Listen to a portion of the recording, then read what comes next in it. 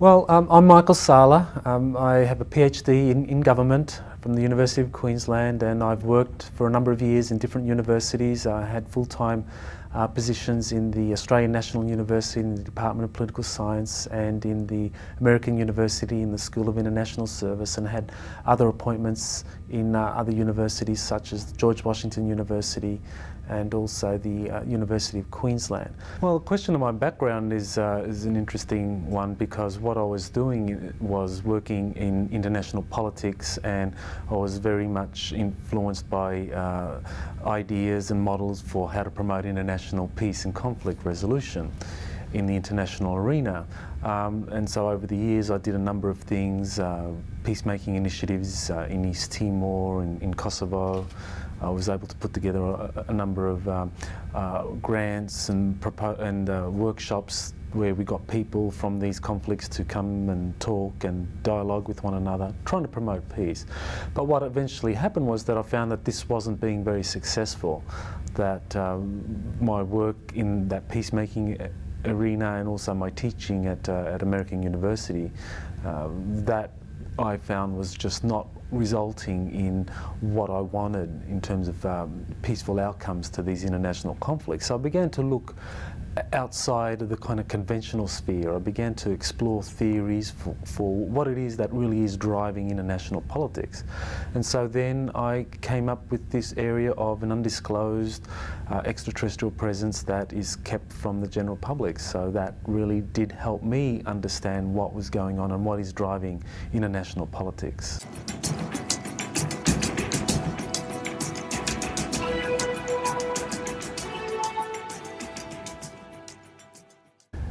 The question of how many races are visiting us is a really fascinating question. I mean, how can we know for sure exactly how many extraterrestrial races are visiting us or interacting with humanity?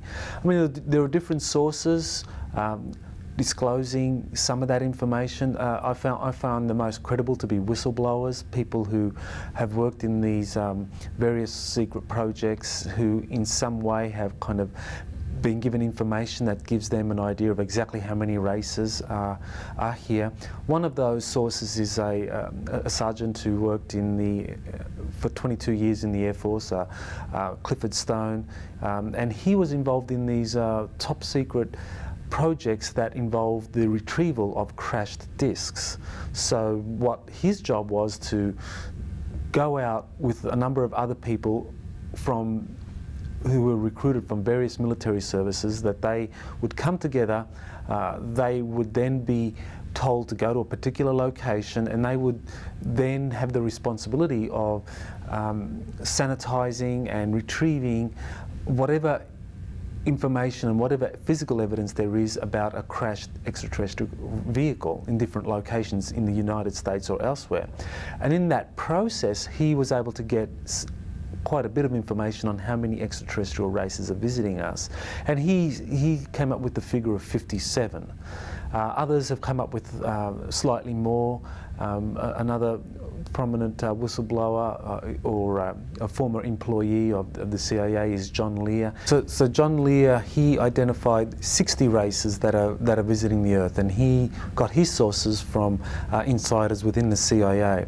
So basically what we have is a picture of many different extraterrestrial races that are visiting us.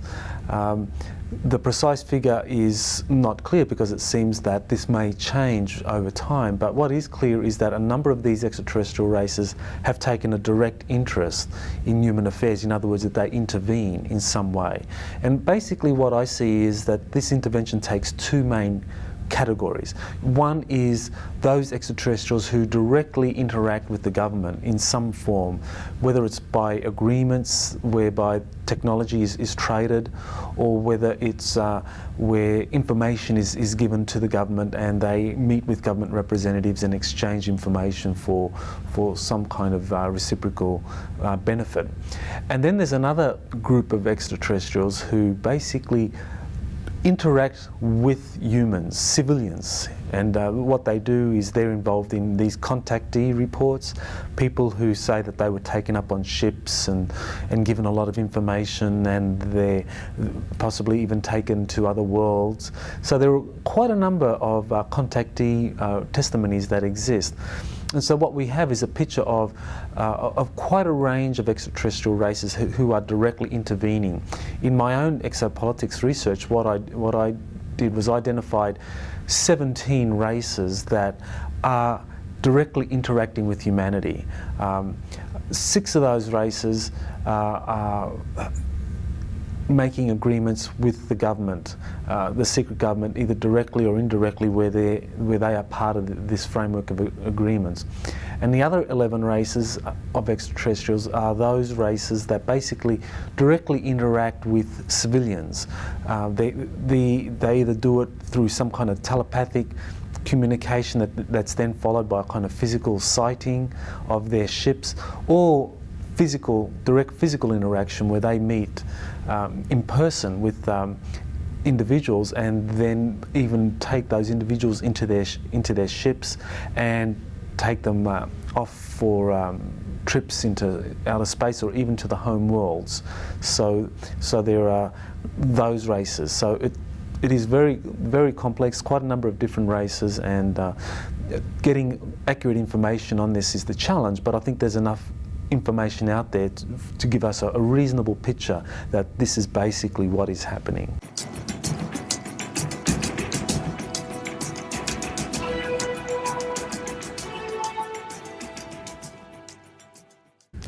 Yes, the question of just how much of this is really the missing element of international politics that is really not taken into consideration by people is a really interesting question.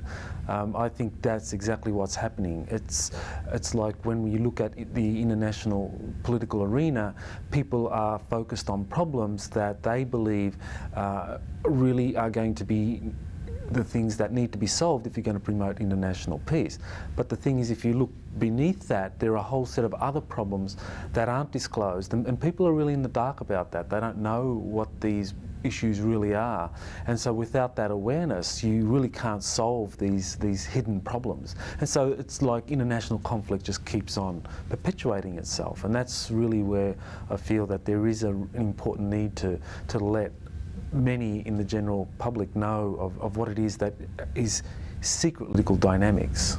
I've been trained to do scholarly work on the political actors and processes and institutions that are part of any conventional political arena. And so when I look at this whole question of an undisclosed extraterrestrial presence, I came up with this concept of exopolitics, basically recognising that we needed to look at this exopolitical dimension that is underlying international conflict. And so really that's what I put a lot of my research energy into.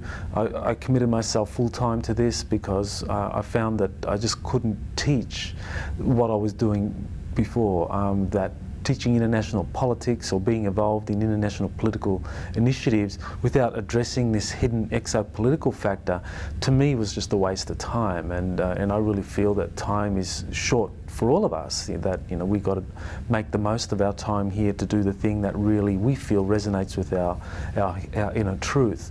And so I basically made the decision that I wouldn't work in the conventional international political arena anymore, and I would work in this exopolitical arena. And so what I did, I basically did the research on a variety of exopolitical factors. I did the research as I would any research topic in conventional politics. You look at the sources, you try to identify, what are the most credible sources, who should you listen to? Should you listen to the whistleblower who says he or she worked for the military for X number of years and they saw this, or they met these people, or they saw these documents? Should you listen to contactees or abductees, people who say that they actually met with extraterrestrials?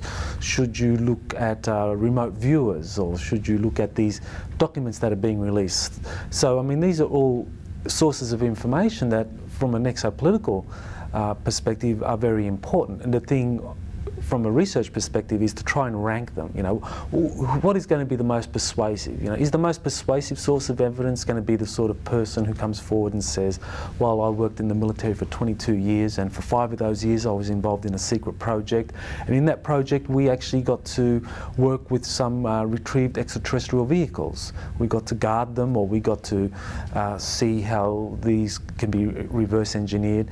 I mean, that kind of testimony, how important is that, and do we give that the utmost priority, or do we look at other testimonies like witness testimonies, people who say that they saw an unidentified flying object, and kind of look at that and say, well, because we have multiple witnesses for this one event, well, that testimony is the most credible. So, you know, look at these sorts of issues about, you know, how we are to rank and to factor in these different sources of evidence.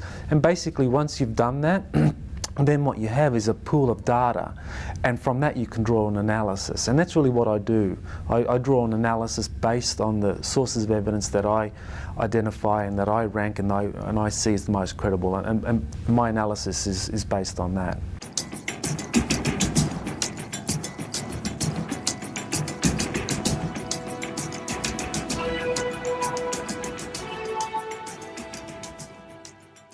Well, the question of the military-industrial complex and what that is doing is a very fascinating one, because, you know, we need to look at the origins of this phenomenon.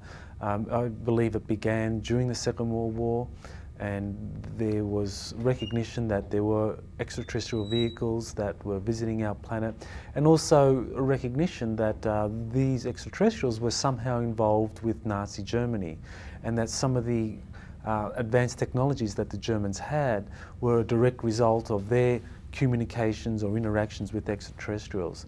So I think what happened at the very beginning of this phenomenon, say in the United States, was there was a recognition by those in the policy-making arena that extraterrestrials are real, they're here, they have these advanced technologies, so we need to set up an infrastructure to deal with that.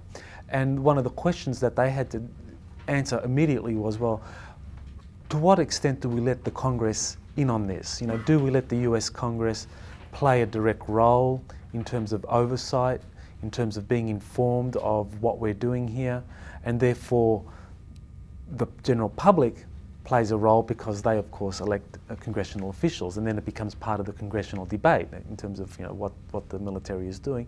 Or should we keep the whole thing under wraps, keep Congress out of the loop, because, you know, the national security implications of this are just so overwhelming that we need to maintain secrecy, we need to maintain a hold on this kind of information so that it doesn't get released to the wrong people and then possibly compromise the national security of the United States. So I think what they decided was that they would create an infrastructure that would be totally secret, totally black. No one within Congress would be able to intervene or exercise any kind of congressional oversight of this infrastructure. And so then what happened was that this, over the years, continued to grow.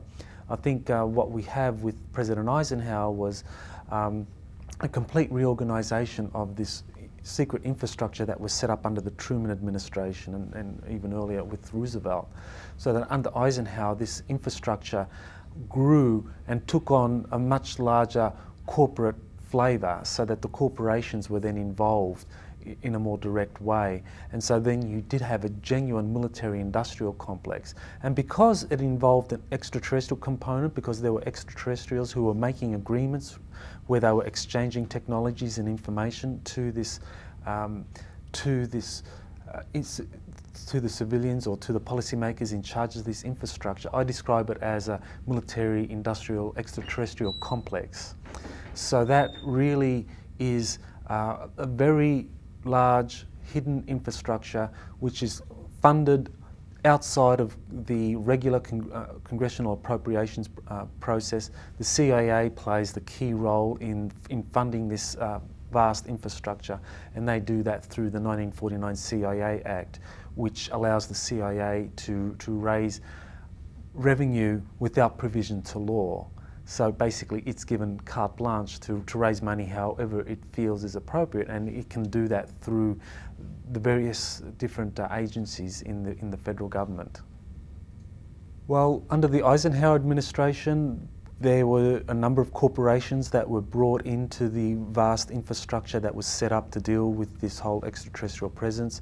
And because there were extraterrestrials who had reached agreements with the secret government, who were part of a trade of technology and were given basing rights, and also began to do things such as experiments with civilians, that what we have is a genuine military industrial extraterrestrial complex. And that complex is funded through the CIA. The CIA had the unique responsibility of raising revenue through non-appropriated sources. In other words, that contrary to how a regular government agency operates, where they get appropriations from Congress, and Congress has oversight in terms of how those appropriations are used and spent, the CIA Act was created in 1949, where it gave the CIA the unique power to raise revenue without provisions to law. So it meant that it could kind of go outside of the regular lawful process to do this.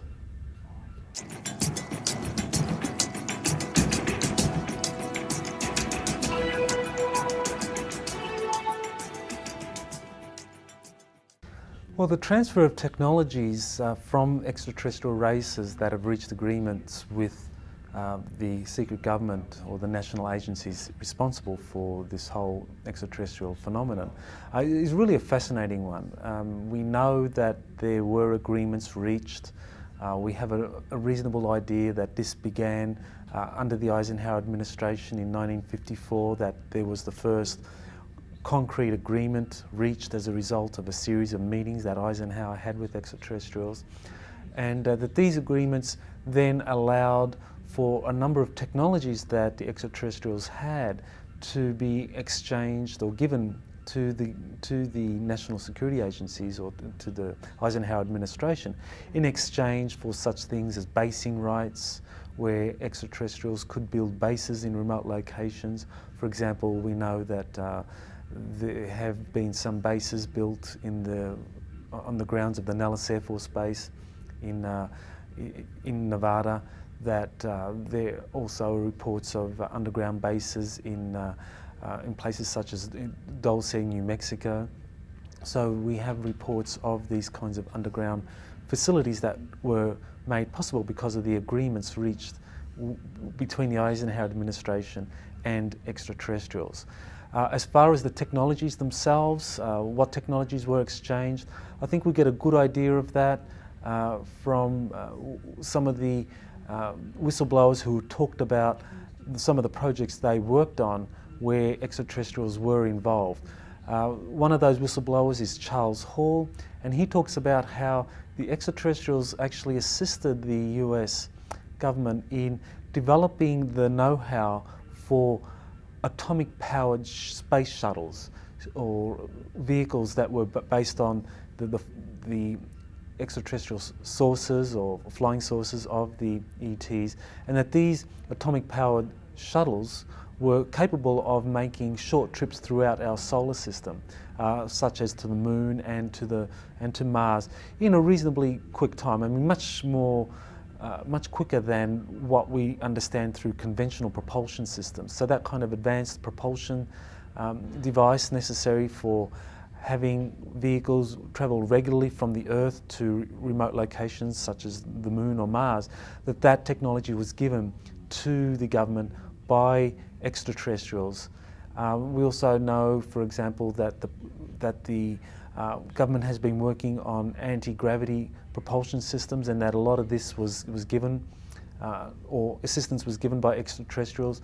A former US Marine captain, Captain Bill Newhouse, then began to work for one of the corporations, and he describes how, when he was working for the corporations, that when they were dealing with some of the challenges in terms of advanced propulsion systems that would be necessary for kind of interplanetary flight, that an extraterrestrial would actually come into the meeting room where the engineers and the scientists were congregated discussing this problem. He would come in and would answer questions, would basically give them enough information so that the scientists could solve it for themselves. So it seemed that part of the agreements that were reached between the Eisenhower administration and the extraterrestrial races was that the extraterrestrials would supply whatever technologies and also the information or the know-how for how to utilize these technologies and even come up with some new understanding in terms of whether it's physics,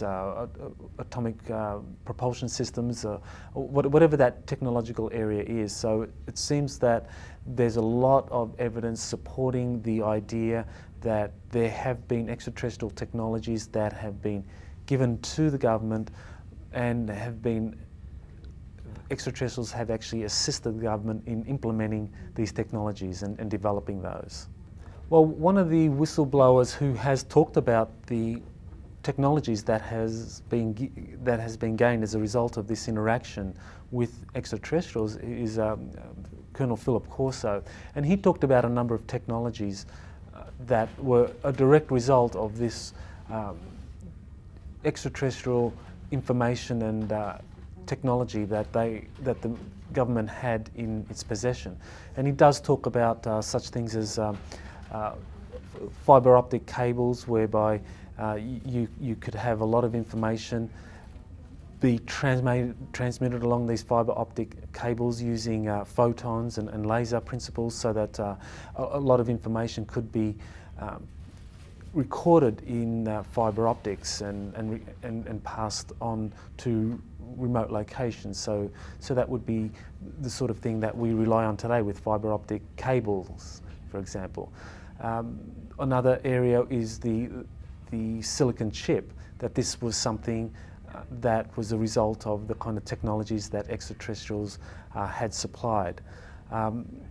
Fibre optics, the high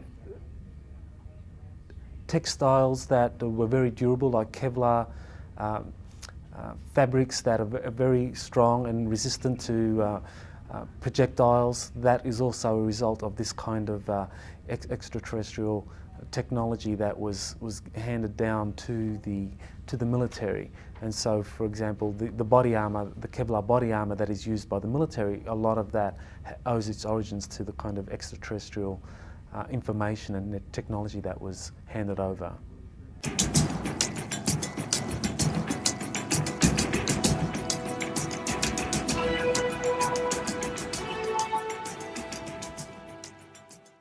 Well, one of the races that is really fascinating when we're looking at this whole question of what extraterrestrial races are interacting with Earth is the reptilian race. Because what we know of the reptilians by a number of abductees, contactees and also whistleblowers is that there seems to be a lot of evidence supporting the existence of this race of beings on the planet for thousands of years. In other words, that we might consider them to be an indigenous Earth species, an advanced non-human species that has lived on the Earth for thousands of years and actually may have played quite an important role in the genetic manipulation or engineering which supposedly has happened when it comes to humanity. So these reptilian races are a very significant factor in what it is that extraterrestrials are doing here. The indigenous reptilians seem to have a very strong interest in the biosphere of Earth being stable, that it's not jeopardized unduly, and some who have kind of analyzed what the reptilians have been doing or had some kind of interaction believe that this is because the reptilians view humanity as a resource and they don't want that resource to damage itself or damage the biosphere. So it's almost like the reptilians wanting to get maximum kind of benefit from the biosphere being managed in a responsible way so that they could reap the benefits of humanity as a kind of resource producing things that are of value to the reptilians. There also is evidence of an off-world reptilian race. It seems that reptilians have not just evolved on the Earth, but have also evolved on off-planet locations. And these off-planet reptilian races appear to be much more aggressive, seem to be much more predatory, much more intent on establishing their own kind of system on the Earth, where apparently they would like to have something that we would consider to be a fascist, autocratic system that is in charge of the planet overall, for reasons that they argue is a result of the kind of lack of responsible planetary policies that have been passed by humanity, and that to remedy this you need to have some kind of fascist one world government put in place. And it seems that this off-world reptilian race is very interested in that, and this is where you get claims of a new world order being created because of this kind of external intervention. So overall, the indigenous Earth-based reptilians and the off-world reptilians, while they have very similar kind of physical characteristics and have a very similar approach to wanting to manage the Earth in a responsible way so that humanity doesn't disrupt the biosphere, it seems that there are some nuances there in terms of how much power would be exercised through proxies or elites that would be responsible for national policies on the planet. Well, one of the disturbing questions about this whole reptilian presence is in what way is humanity used as a resource? I think they're used as a resource in a number of different ways. I think we're used as a genetic resource, where our genetic material is used to somehow create new species, new hybrid races. I think we're used also as a resource whereby our emotional energies somehow are used by reptilians for their own benefit. In other words, it seems that just as we require food sources to nourish our own physical bodies, these reptilian races, because they have a slightly different kind of frequency, that they can actually feed off the emotional energies of humans, which is a very new concept for us, because we don't think of emotional energies as food. But it does seem that emotions are a food source for certain extraterrestrials, such as the reptilians. As I mentioned, there is an Earth-based reptilian race, and they're generally referred to just as indigenous reptilians. The off-world reptilian race, they're referred to generally as reptilians from Alpha Draconis, so the shorthand phrase for those is draconian, so that's what's used in the literature. So they basically view the Earth as a planet that sustains a human population on the surface, which is a resource for them. There are other extraterrestrial groups who are human-looking, such as the Pleiadians, the famous Pleiadians of Billy Meyer and others, and they are much more intent on trying to assist humanity to become free of this kind of manipulation from other races that really try to use humanity as a resource.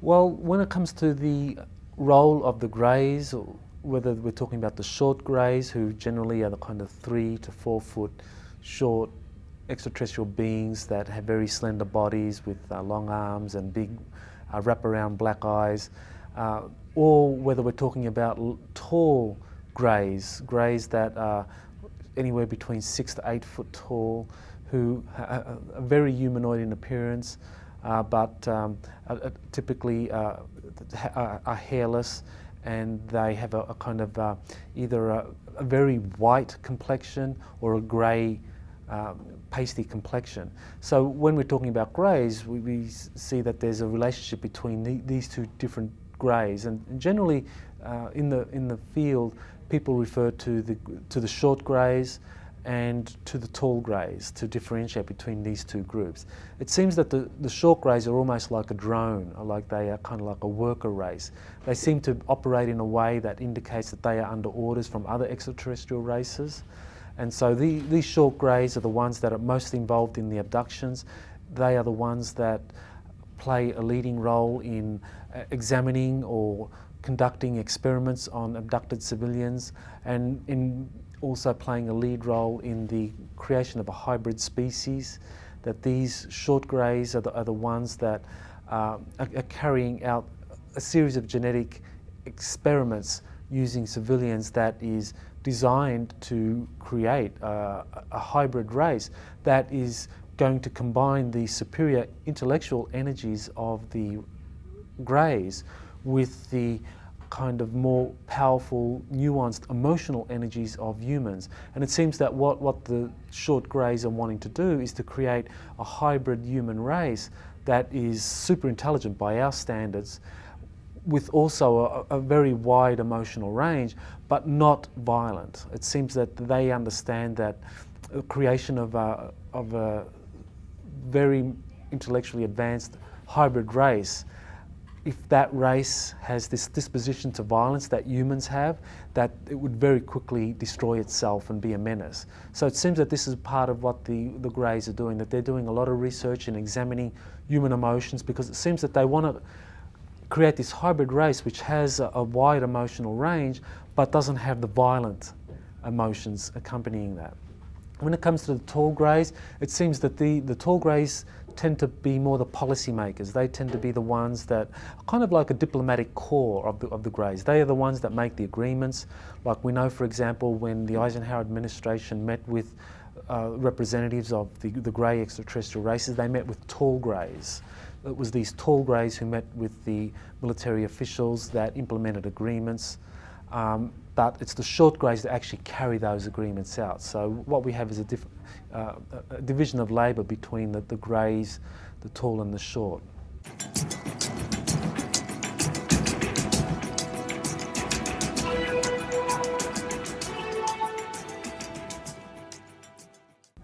Well, the question of insectoid species, there are a number of other species that do come up in the literature. One of those that comes up regularly is the praying mantis species, and they are supposedly around the 7 foot, 8 foot tall, who look like a praying mantis. Now this race is often seen to be accompanying the short greys, so they seem to be a race that is also in one of these kind of policy-making positions. They are the ones that supervise the greys when they're doing their genetic experiments. It appears from those abductees who have had some interaction with this insectoid race, the praying mantis, that the praying mantis tend to have a kind of very advanced genetic understanding or genetic technology, that they are also what appears to be a very spiritual race too. So they are very interested in developing a new philosophy, a philosophy of oneness, a belief in the collective.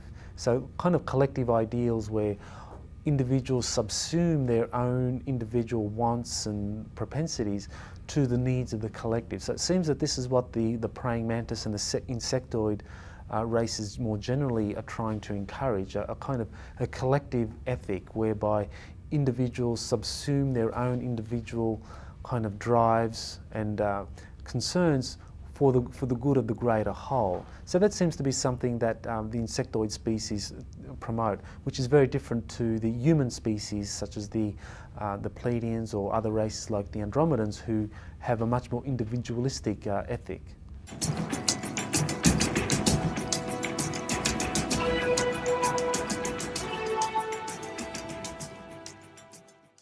Well, the question of how does exopolitics influence government policy is really a fascinating one, and that's really where I'm very interested in how this all impacts on what the governments actually do.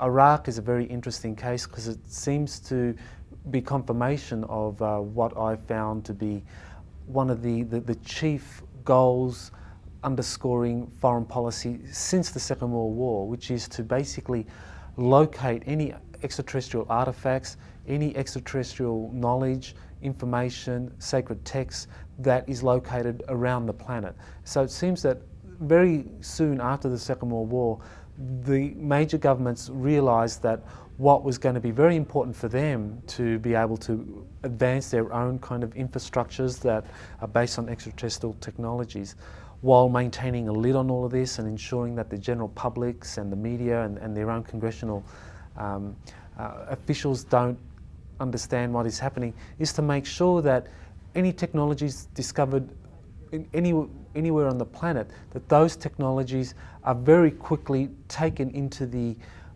under control of the national security agencies that are responsible for these extraterrestrial technologies and kept away from the prying eyes of the mass media and Congress. And so when we get to a place like Iraq, what we have is a lot of evidence that what motivated the US intervention was not indeed a search for weapons of mass destruction, which is what the Bush administration claimed to be in existence, but instead a search for exotic technologies, extraterrestrial artifacts that would somehow be a threat to the national security agencies that have been monopolizing information on extraterrestrial artifacts and technologies since the Second World War. I think what happened really was that the regime of Saddam Hussein came into contact with some of this information, that they found out that some of the ancient sites that date from the Sumerian era, where it's well known that extraterrestrials did interact very heavily with the Sumerians over 6,000 years ago, that those ancient sites did have extensive documents or data on these extraterrestrials. So we're talking about cuneiform texts that recorded those interactions with extraterrestrials. We're talking about cuneiform texts that had knowledge or descriptions of the technologies that these extraterrestrials used. And then thirdly, you have the artifacts themselves, that there's very likely that there were some extraterrestrial artifacts that were located in various places in Iraq. And as for what those technologies were, it's very possible that they may have included something such as the mythical Stargate, that kind of popular idea of a kind of interdimensional traveling device where individuals could move through one point in time and space to another point through a wormhole, that this was made possible by a kind of Stargate technology. And so this is something that I believe was very likely an important extraterrestrial artifact that the national security agencies were seeking. And so they went into Iraq for that reason.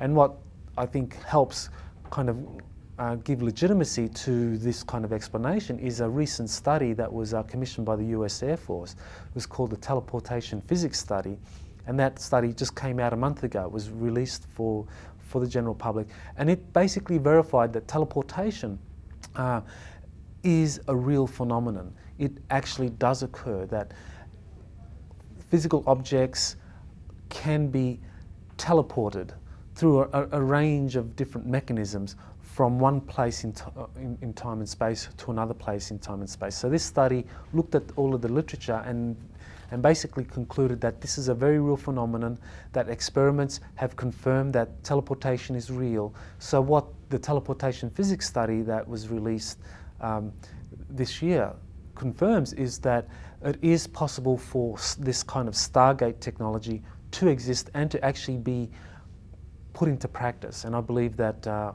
when we put all this together, that we have a pretty compelling case that the US went into Iraq not for weapons of mass destruction, but to get knowledge and technologies related to the extraterrestrials. We can say that, first of all, the Baghdad Museum was sacked pretty early on after the intervention. The US played a role in having whatever information that was taken out of the Baghdad Museum looked at and examined, and I believe a lot of the cuneiform texts weren't returned. So a lot of the cuneiform texts that had this information has been taken out of Iraq permanently and is probably now being translated and deciphered for whatever information it has on extraterrestrials and on extraterrestrial technologies. There are also locations in Iraq which continue to be under the control of the US military occupation forces. For example, ancient Babylon, where it's rumored that there was a Stargate located in ancient Babylon, that under King Nebuchadnezzar, that Babylon was where this Stargate was finally relocated and hidden, that is under the control of the US military forces, and that this is closed off.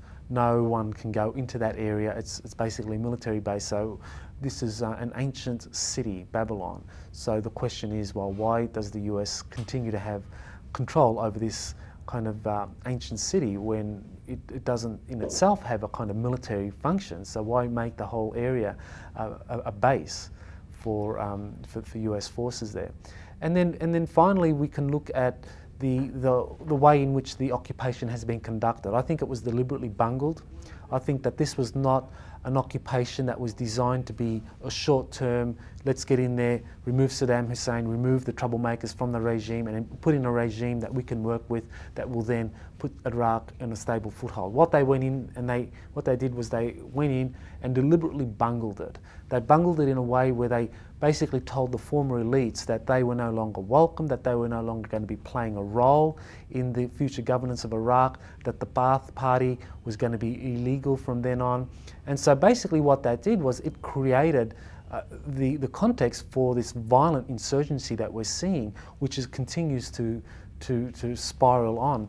And I think what that achieves is that it achieves a need for the US military presence to remain in Iraq, because there's no way that the present Iraqi regime can contain this violence, can contain the insurrection, because the people behind it are the former elites who feel that they were betrayed. They feel that they made a deal with the US, that they basically said, well, if you come in, we won't fight, we'll make a deal, we'll lay down our arms and we'll work with you. So the US came in, basically reneged on that deal, said that we're no longer going to work with you, you don't have jobs any longer, you're out of government and goodbye. So I think that those former elites felt very disenchanted and very angry, and so are now behind this insurgency, and I believe this was foreseen by the military planners. I mean, they bungled it deliberately, and so the US will be there for a number of years yet. Well, the question of Iran, what role does Iran play in these ancient artifacts? A fascinating question. Exactly what exists in Iran? Iran used to be under the US sphere of influence before the Iranian Revolution, and it seems that the US may have actually played a role in the way in which the Iranian Revolution occurred in the first place. What artifacts exist in Iran? Very interesting question. It's an ancient civilization that was located there in Iran. Very likely there was some extraterrestrial involvement. Hard to determine exactly to what extent, but certainly the Iranians do have ancient cities and artifacts there, which I believe would be of great importance for the US in terms of being able to be in control of whatever significant repositories of extraterrestrial knowledge and artifacts that remain in existence. And I believe Iran and Afghanistan are places that do have these ancient repositories of this information and technology, and so it would be in the US interest to get into Iran at some point. Now, I think geopolitically it's very difficult for the US to do that, because Iran is a bigger state than Iraq, and it would be very difficult for the US to simply repeat what it did in Iraq, in Iran. So I think they would have an interest in getting in there, but they're probably going to do it in a much more covert way.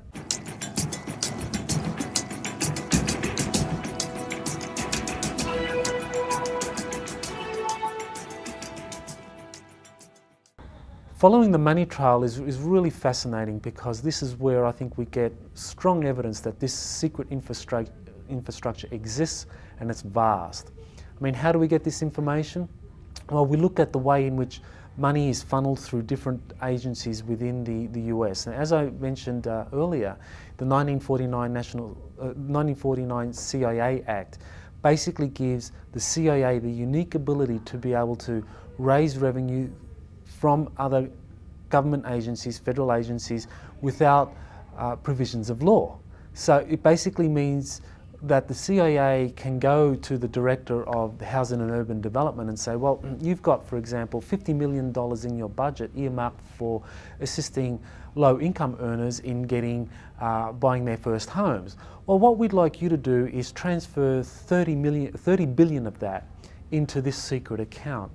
And you basically come up with reasons for where this money has gone, how it's being used. And you might have to fudge the books, you might have to kind of have improper auditing mechanisms, you might have to kind of silence people who ask questions about where's this missing money, how come it hasn't funded the things that it was supposed to fund. You might have to do that, but that's your job, because you're the Director of HUD and that's what you're supposed to do.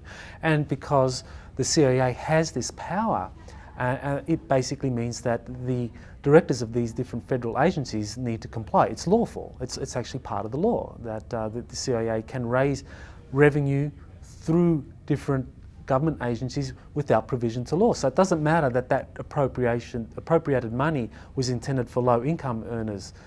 It now is going to be used to feed the black budgets that the government, that the CIA is funding. So the black projects that the CIA directly funds is what it's going to use all this money for, all this revenue for. When we look at how does this money come, it comes through different government agencies such as HUD, Veteran Affairs, Indian Affairs, and so forth. Various agencies who have chronic problems in terms of accounting for all of the funds that are in use through that agency. We have whistleblowers who have come forward to talk about how those agencies have had funds funneled out. One of the most prominent whistleblowers is a former Assistant Secretary of Housing and Urban Development, Catherine Austin Fitz, who talks about how there was this vast sum of money that was missing in HUD, and when she tried to account for it, she found very quickly that senior officials in HUD were not at all pleased with that effort, and that eventually, as she got closer to accounting for where this missing money was going, she was eventually dismissed. And subsequently, she worked for the Clinton administration to try to come up with more transparent accounting of the HUD funds, and again had the same problem. At a certain point, her company was then made subject to litigation and was forced into bankruptcy, and basically whatever it was that she found in terms of where this money was going, it was something that she was not going to be able to make public. Her company was very quickly driven to the wall and she was discredited. And so what we see is a pattern whereby whistleblowers who do have an idea of where this missing money is going themselves become subject of very intense campaigns to silence them and discredit them and basically ensure that this information doesn't come out.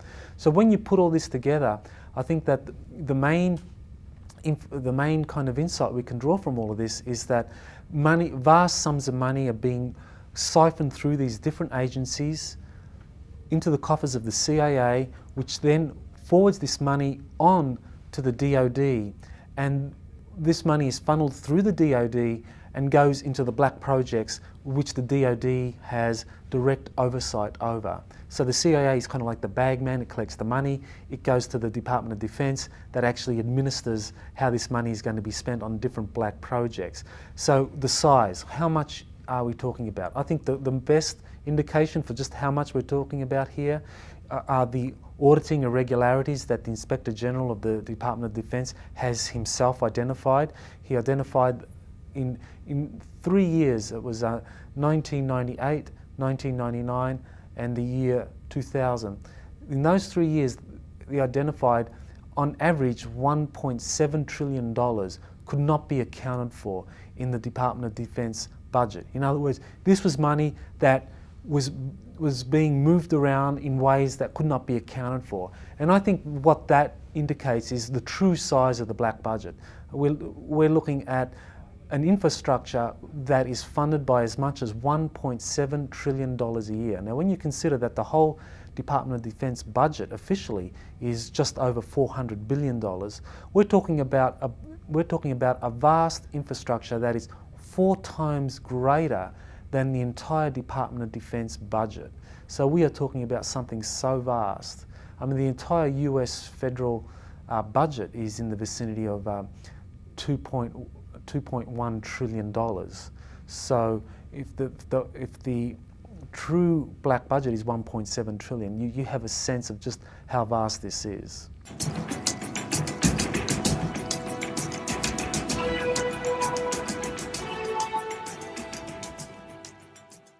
How can all this be covered up? Well, I think a system has been set up since very early on to do precisely that.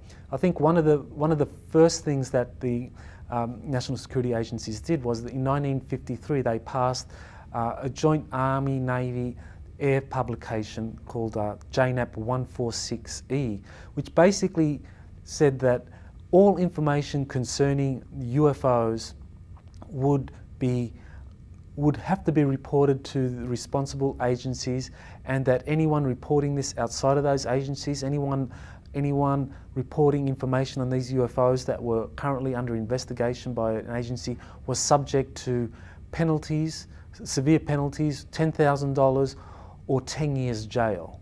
So this was back in 1953. So you can imagine $10,000 in 1953 is quite a sum of money, as is the deterrent of 10 years in jail. And people were silenced. Those that were investigating the UFO phenomenon, investigating the government conspiracy to keep all this quiet, regularly found that when they began to question servicemen or people who had any information on UFOs, that these people would clam up, because they would say, well, because of JNAP 146, that they've got to keep quiet because they don't want to be put away for 10 years in Fort Leavenworth or kind of subjected to these funds. People are regularly intimidated. The whistleblowers that I have spoken to or communicated with all discuss different ways in which they have been silenced, where, for example, they're visited by teams of agents, military intelligence agents, and simply told to be quiet. That if they don't get quiet, that if they're not quiet, that they'll be harmed. That if they themselves don't have any fear of being harmed, for example, they're retired, then their families will be harmed. That the careers of their sons or their children will be harmed. So, I think that this is how they silence the whistleblowers. As far as the mass media is concerned, I think that there's been enough research done on identifying exactly how it is that the mass media is kept away from this whole phenomenon, where in collaboration with the owners of the media conglomerates, senior editors, that any enterprising journalist or who wants to discuss UFOs or anything concerning the cover-up or how the money is raised to fund these projects, enterprising journalists would find themselves out on a limb. For example, there's one journalist, a former journalist for the San Jose Mercury, Gary Webb, who in 1996 published a series of exposés on the CIA and the drug connection and how that money was being raised by the CIA.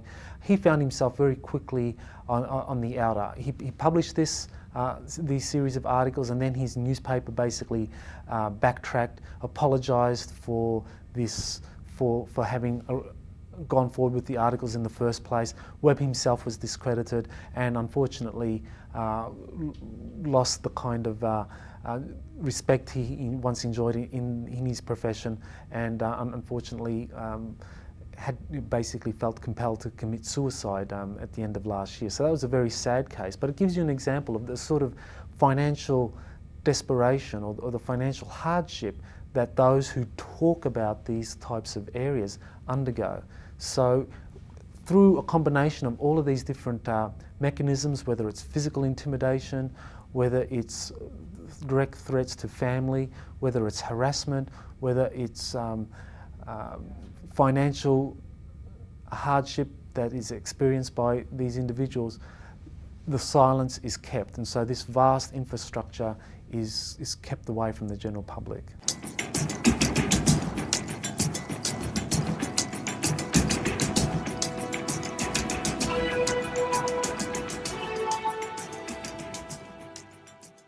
Well, the question of how do we respond to all of this? I mean, what does this all mean for us in the general public? I mean, we know of a vast infrastructure.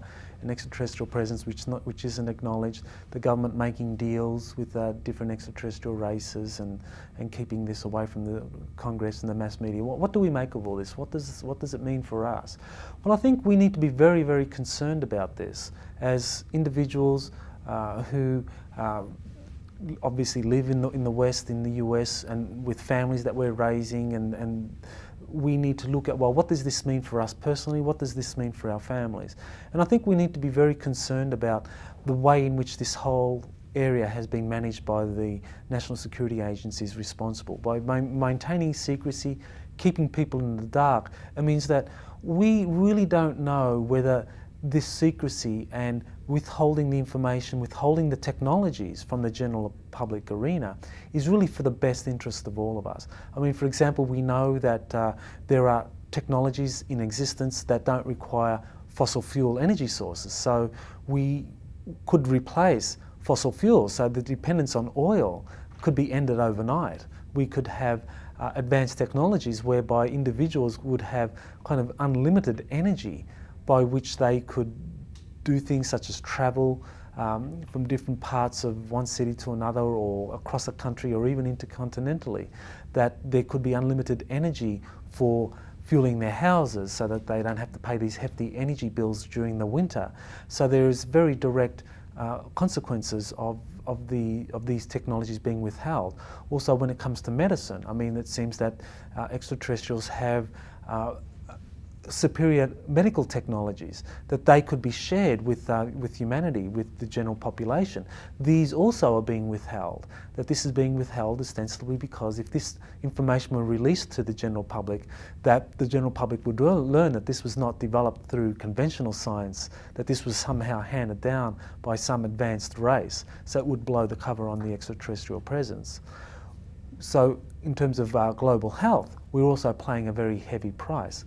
We're also paying a very heavy price in terms of the economy, in terms of a vast infrastructure that has been set up and is secretly being funded through not regular appropriation channels. So it means that these stories and the evidence we hear of the CIA being involved in drug running and organised crime, money laundering, and also taking legitimate appropriated funds from some agencies to use for the black projects, that this is happening on a vast scale. So that means that the taxes that you and other citizens and I pay, that basically this is not used for the things that we think it's being used for. It's being used for funding projects that we're not told anything about, and also it means that we pay a higher cost of living, that we have a higher cost of living for everyday items, and that's because a lot of the revenue that comes through the taxation of and the companies that provide for these services and these products, a lot of that revenue is siphoned off into the black projects. So we pay a very heavy financial cost. And then there's finally the political cost. That is, you have governments that are forming agreements with extraterrestrials who are very advanced, mentally advanced races, who I believe have infiltrated these national security agencies. In other words, that officials in these agencies no longer represent the best interests of humanity, but are now representing the interests of a particular extraterrestrial race that they have been compromised by. So we pay a heavy price if we don't make this open, if we don't bring in transparency and accountability into this whole process. It means that we don't know whether or not those that are behind the policies are actually implementing these policies for the best interest of humanity, which is what they claim, or for the best interest of a particular extraterrestrial race that may in fact be wanting to utilize humanity as a resource in a much more overt and much more aggressive way than has happened recently. So I think we need to be very concerned about what this all means for us. In terms of myself personally, yes, I paid a price. I mean, I gave up a career in academia that had all of the benefits that any academic has in terms of a position, a salary, a career, kind of respect from those around one, to pursuing an area where I'm kind of shunned by my peers, where the finances aren't there to kind of maintain the lifestyle that I was used to before, where members of family or my network of friends are very puzzled about why I'm doing this kind of research that is so out of left field. So yes, personally I pay a price, but I think the price I have paid kind of gives me an ability to be able to risk the kind of intimidation or pressure that others succumb to, because I've already paid the kind of the economic price for all of this, and so that can't be used against me. But certainly yes, there's been a personal price that I've paid, but I think it's worth it, because ultimately we're talking about a world that I live in and the world that will be bequeathed to my children and to all our children.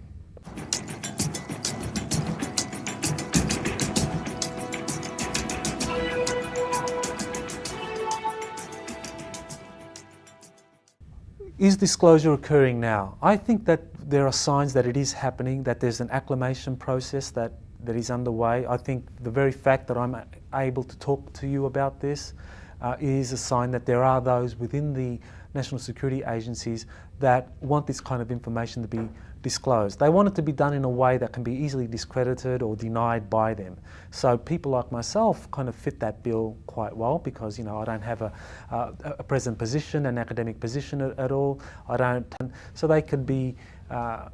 They could very easily say, well, all this is just kind of made up or somehow contrived by my own need to create a new research field for my own kind of selfish benefit, selfish benefits. So that's something that could easily be claimed by them. But at the same time, I get the information out. People go to my website, they read the information, they buy the books, they listen to the lectures, so they're getting the information. So I think the government is very happy to kind of do this balancing act where they allow the information to come out, but it comes out in a way where those releasing the information can be very easily kind of discredited or denied. You have whistleblowers like Charles Hall coming forward, who have had significant interaction with the extraterrestrials while serving with the military. So the very fact that he can come forward and release this testimony, I think, is also a sign that acclimation is happening. And finally, we have mainstream media starting to take an interest in this. I mean, Peter Jennings came out with his special on February 24th, Seeing is Believing, which came out with a kind of very balanced perspective that on the one hand said that the UFO phenomenon is real, but on the other hand kind of denied the reality of such things as abductions, UFO crashes, and also didn't even bother looking at whistleblowers. So on one hand it didn't do a very good job, but on the other hand it actually did present some very credible witness testimonies that UFOs were real and that the government was not seriously pursuing this, and that they were actually denying what was being seen. So I think that is a good sign that there is an acclimation process happening where the information is being released to the general public, and the mass media is now kind of coming on board. So it's not just going to be through the alternative media, coast to coast, or Jeff Rents, but it's now going to be the mass media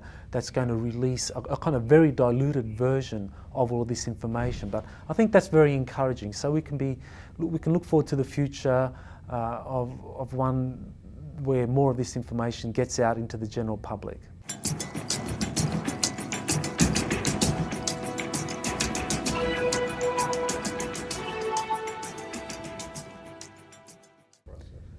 Well, in terms of my own research and who has helped me the most, I think it's really the whistleblowers who have helped me the most, because I think that they are very credible witnesses. I mean, they saw things during their military services, whether it was actual crash discs, the retrievals that people such as Clifford Stone saw during that 22-year service, or whether it was secret government documents such as the assessment that Sergeant Major Bob Dean referred to when he was the supreme headquarters of the Allied powers in Europe back in 1964, whether it was that document, or whether it's, say, whistleblowers such as Charles Hall, who have talked about their experiences with extraterrestrials where senior military officials accompanied them. I think having been able to talk to these people, verify the evidence that they have of this extraterrestrial presence, hearing what has happened to them in terms of government intervention with them to try and silence them or try to get them to not release the information in a way that threatened the cover-up. That has given me, I believe, rock solid proof that there is a presence, an extraterrestrial presence that is very real, that is being covered up, and that there's a lot of information that exists out there that has been released through these disparate sources. And so my job as a researcher is to really try to kind of come up with some way of evaluating these different sources. I have in my book, the first chapter there, 7 sources of evidence, 7 sources that I rank, and I rank the whistleblowers as the most reliable, the most credible. But there are other sources that also can be factored in. But when we look at all these sources and when we rank them, we can piece together all of that data, and there's a lot of data there.